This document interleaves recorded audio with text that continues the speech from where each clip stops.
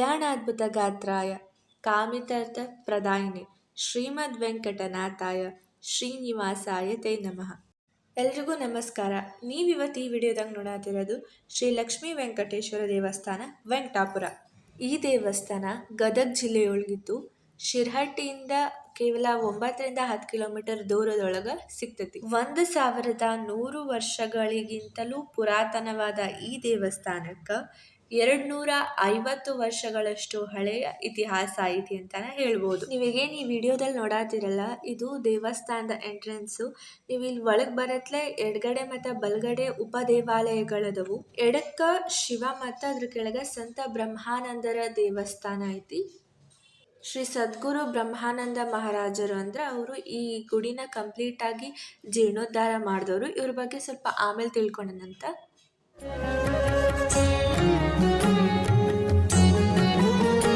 ಇನ್ನು ಮೇಲೆ ಶಿವನ ದೇವಸ್ಥಾನ ಐತಿ. ಇನ್ನು ಈ ಕಡೆ ಅಂದ್ರೆ ಬಲಗಡೆ ವರಾಹ ದೇವರ ದೇವಸ್ಥಾನ ಐತಿ.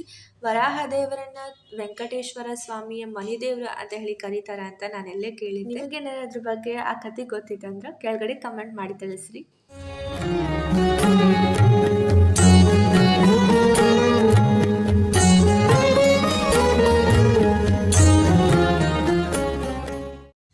ಇನ್ನು ದೇವಸ್ಥಾನದ ಒಳಗಡೆ ಕಾಶಿ ವಿಶ್ವನಾಥ, ಹನುಮಂತ, ಉದ್ಭವ ಗಣಪತಿ ಮತ್ತು ದತ್ತಾತ್ರೇಯ ದೇವರ ಉಪಾಲಯಗಳಿವೆ.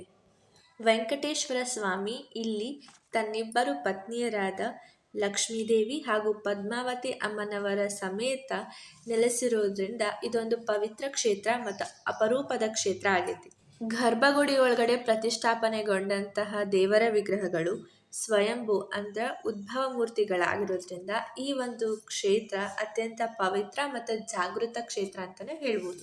ಉತ್ತರ ಕರ್ನಾಟಕದ ತಿರುಪತಿ ಅಂತ ಹೇಳಿ ಫೇಮಸ್ ಆಗಿರುವಂಥ ಈ ಕ್ಷೇತ್ರಕ್ಕೆ ಮಿನಿ ಬಾಲಾಜಿ ಅಂತ ಹೇಳಿನೂ ಕೂಡ ಕರೀತಾರ. ಆ್ಯಂಡ್ ಇಲ್ಲಿಗೆ ಬಂದ್ರೆ ತಿರುಪತಿ ತಿಮ್ಮಪ್ಪನ ದರ್ಶನ ಮಾಡಿದಷ್ಟ ಪುಣ್ಯ ಸಿಗ್ತೈತಿ ಅಂತ ಹೇಳಿ ಇಲ್ಲಿನ ಒಂದು ನಂಬಿಕೆ. ಆ್ಯಂಡ್ ನೀವು ಇಲ್ಲಿ ಬಂದಾಗ ದೇವರಿಗೆ ನೀವು ಸೇವೆ ಕೂಡ ಮಾಡಿಸ್ಬೋದು. ಅದಕ್ಕೆ ಕೆಲವು ಪೂಜೆಗಳು ಕೂಡ ಅವೈಲೇಬಲ್ ಅದಾವ ಇಲ್ಲಿ. ನಿಮ್ಗೆ ಈ ವಿಡಿಯೋದೊಳಗಡೆ ಕಾಣ್ತಿರ್ಬೋದು, ಈ ಸುಂದರವಾದ ಮಹಾದ್ವಾರಕ್ಕೆ ಸಕ್ಕುಬಾಯಿ ಮಹಾದ್ವಾರ ಅಂತ ಹೇಳಿ ಕರೀತಾರ. ಇನ್ನು ಸಂಕ್ಷಿಪ್ತವಾಗಿ ಈ ದೇವಸ್ಥಾನದ ಕಥೆನ ತಿಳ್ಕೊಂಡು ಬರೋದಾದ್ರೆ, ಸೊರಟೂರಿನ ನಿವಾಸಿಯಾಗಿದ್ದ ವೆಂಕಪ್ಪಯ್ಯ ದೇಸಾಯಿ ಅವರ ಮನೆ ದೇವರು ತಿರುಪತಿ ತಿಮ್ಮಪ್ಪ. ಪ್ರತಿ ವರ್ಷ ಆತನ ದರ್ಶನ ಮಾಡ್ತಿದ್ದ ವೆಂಕಪ್ಪಯ್ಯನವರಿಗೆ ವಯಸ್ಸಾದ್ಮೇಲೆ ಅಲ್ಲಿಗೆ ಹೋಗೋಕ್ಕಾಗವಲ್ದು ಅಂತ ಹೇಳಿ ದುಃಖಿಸುವಾಗ ಒಂದಿನ ರಾತ್ರಿ ಅವರ ಕನಸಿನೊಳಗಡೆ ದೇವ್ರು ಬಂದು ತಾವು ಇಲ್ಲೇ ಉದ್ಭವ ಆಗಿರೋದಾಗಿಯೂ ಹೇಳಿದಾಗ ದೇವರು ಕನಸಿನೊಳಗೆ ಹೇಳಿರ್ತಕ್ಕಂಥ ಆ ಜಾಗಕ್ಕೆ ಹೋಗಿ ನೋಡಿದಾಗ ನಿಜವಾಗ್ಲೂ ಅಲ್ಲಿ ಮೂರ್ತಿಗಳನ್ನು ಕಂಡು ಅವ ಮೂರ್ತಿಗಳನ್ನು ತಂದು ಇವರು ಪ್ರತಿಷ್ಠಾಪನೆ ಮಾಡಿ ಮುಂದೆ ಒಂದು ಚಿಕ್ಕದಾದ ಗುಡಿಯನ್ನು ಕಟ್ಟಿಸಿ ನಿತ್ಯವೂ ಪೂಜೆಯನ್ನು ಸಲ್ಲಿಸ್ತಾರೆ. ಇನ್ನು ಈ ಗುಡಿಯನ್ನು ಸಂಪೂರ್ಣವಾಗಿ ಜೀರ್ಣೋದ್ಧಾರ ಮಾಡಿದವರು ಶ್ರೀ ಬ್ರಹ್ಮಾನಂದರು. ಆಗ್ಲೇ ಹೊರಗಡೆ ಕೆಳಗೆ ನೋಡಿದ್ವಲ್ಲ ಶ್ರೀ ಸದ್ಗುರು ಬ್ರಹ್ಮಾನಂದ ಅವರು ಈ ಗುಡಿಯನ್ನು ಕಂಪ್ಲೀಟ್ ಆಗಿ ಇಲ್ಲೇನು ನಿಮಗೆ ಈ ವಿಡಿಯೋದಾಗ ಕಾಣತ್ತಲ್ಲ ಪೌಳಿಗಳು ಅವನ್ನೆಲ್ಲ ಕಟ್ಟಿಸಿ ಜೀರ್ಣೋದ್ಧಾರವನ್ನು ಮಾಡ್ತಾರೆ. ನಮಗೆ ಇಲ್ಲಿ ಬಸ್ಸಿನ ಸೌಕರ್ಯಗಳ ಬಗ್ಗೆ ಹೆಚ್ಚಾಗಿ ಏನು ಗೊತ್ತಿರಲಿಲ್ಲ. ನಾವು ಇಲ್ಲಿ ವೆಹಿಕಲ್ ಮಾಡಿಸ್ಕೊಂಡು ಬಂದಿರೋ ಕಾರಣ ನಮ್ಗೆ ಅದ್ರ ಬಗ್ಗೆ ಅಷ್ಟೊಂದು ಮಾಹಿತಿ ಇರಲಿಲ್ಲ. ನಿಮ್ಗೇನಾದರೂ ಗೊತ್ತಾಗಿದ್ರೆ ಕರೆಕ್ಟಾಗಿ ಮಾಹಿತಿ ತಿಳ್ಕೊಂಡು ಬರೋದು ಬೆಟರ್ ವೆಹಿಕಲ್ ಮಾಡಿಸ್ಕೊಂಡು ಬರೋದು ಅಂತ ಹೇಳ್ಬೋದು. ಈ ದೇವಸ್ಥಾನ ಇಷ್ಟು ಸುಂದರವಾಗಿ ಚಂದವಾಗಿ ಕಾಣೋಕೆ ಕಾರಣ ಅಂತ ಹೇಳಿದ್ರೆ ಶ್ರೀ ಗುರು ಬ್ರಹ್ಮಾನಂದರು. ದೇವಸ್ಥಾನ ವಿಶಾಲವಾದ ಪ್ರಾಂಗಣ ಹೊಂದೈತಿ. ಇಲ್ಲಿ ಪ್ರಸಾದ ವ್ಯವಸ್ಥೆನೂ ಇರ್ತೈತಿ. ಪ್ರಸಾದ ಸ್ವೀಕರಿಸಿ ಈ ದಿನ ಕಳೆದು ಹೋದ್ರು ಏನು ಬೇಸರ ಆಗಂಗಿಲ್ಲ. ಅಷ್ಟು ಚಲೋ ಆದಂತಹ ದೇವಸ್ಥಾನ ಇದು.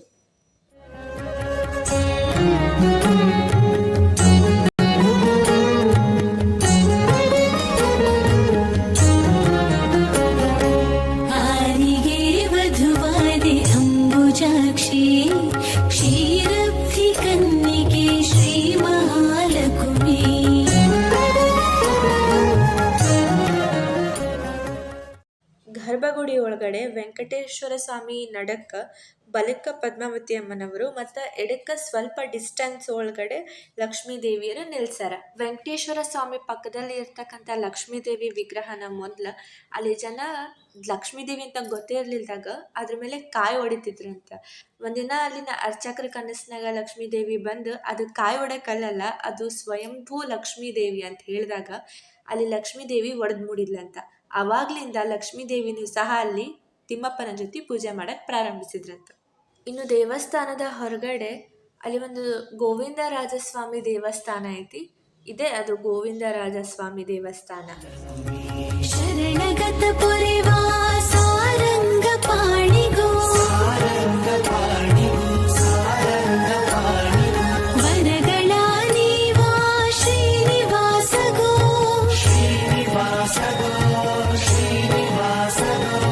ಕುರುಕುಲಾಂತಕ ನಮ್ಮ ರಾಜಗೋಪಾಲಗೋ ಸ್ಥಿರವಾಗಿ ಬೀಳು ಸ್ಥಿರವಾಗಿ ಬೀಳು ಪುರಂದರ ವಿಠಲ ರಾಯನಿಗೋ ಪುರಂದರ ವಿಠಲ ರಾಯನಿಗೋ ರಾಯನಿಗೋ ವಿಠಲ ರಾಯನಿಗೋ. ಕುಂದಾಪುರ ಇದು ಕೇವಲ ಚೋಟೂರು ದೇಸಾಯರು ಅಂತೇಳಿ ಒಬ್ಬರು ಪಾದಯಾತ್ರೆ ಹೋಗ್ತಿದ್ರು. ಆ ಪಾದಯಾತ್ರೆ ಹೋಗೋ ಮುಂದೆ ಅವರಿಗೆ ಬರ್ತಾ ಬರ್ತಾ ವಯಸ್ಸಾಯಿತು. ವಯಸ್ಸಾದಮೇಲೆ ಅದು ನಿನ್ನ ದರ್ಶನ ಇಲ್ಲದೆ ನಾನು ನೀರು ಕುಡಿಯಲ್ಲ ಅಂತ ಆಜ್ಞೆ ಮಾಡಿದರು. ಆ ಕಾಲದಲ್ಲಿ ಇಲ್ಲಿ ವೆಂಕಟರಮಣ ಮೂರ್ತಿ ಉದ್ಭವ ಆಗಿದೆಯಲ್ಲ, ಅಲ್ಲಿ ಬಹಳ ತಿಪ್ಪಿ ಗುಂಡೆ ಇತ್ತು. ಆ ತಿಪ್ಪಿ ಗುಂಡೆ ಮೇಲೆ ಒಂದು ಹಸು ಹಾಲು ಸಾಯಂಕಾಲ ಕರಿತಿತ್ತು.